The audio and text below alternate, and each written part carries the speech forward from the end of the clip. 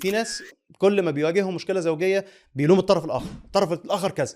وقد يكون سبب الغلطه او سبب التوقع ده ان حاجات غير منطقيه، ان هو لازم يعرف انا بفكر في ايه واحتياجي النفسي في هذه اللحظه ايه ويلبيه بنفس الطريقه اللي انا بفكر فيها بالظبط، بغض النظر هو في اي حاله. يعني هو مبسوط مش مبسوط، هو عنده ضغط، عنده مشكله مني اصلا، يعني متضايق مني ما يقدرش يعمل الحاجه دي لان انا عملت له حاجه مضايقاه ومزعلاه مخليه مضغوط. فالنظره دي لازم احط العدسه على جوه شويه. بالظبط، اللي هو استبصار الذاتي بس. بالظبط. فانا شايف الموضوع بيتلخص في هذه الفكره. ده هيكشف كروت كتير لو صحيح. بنعمل كوميونيكيشن بالطريقه دي، يا اما هيكشف لي انا، يخليني افهم انا شايف الدنيا ازاي او سبب المشكله من جوايا او اداره حواري الذاتي بيحصل ازاي جوايا، او ان احنا نفتح حوار مع بعض كل واحد يضطر ان هو يقول الكلام ده مع التركيز على الحلول وليس التركيز في لوم الطرف الاخر او ان انا اقعد افضفض او ان انا اجتر الامي واعيش دور الضحيه. لا، الحل كذا، هو ده الحل كذا، تعالى نعمل الحل ده على مدار اسبوع ونشوف الموضوع ده مشي ولا لا.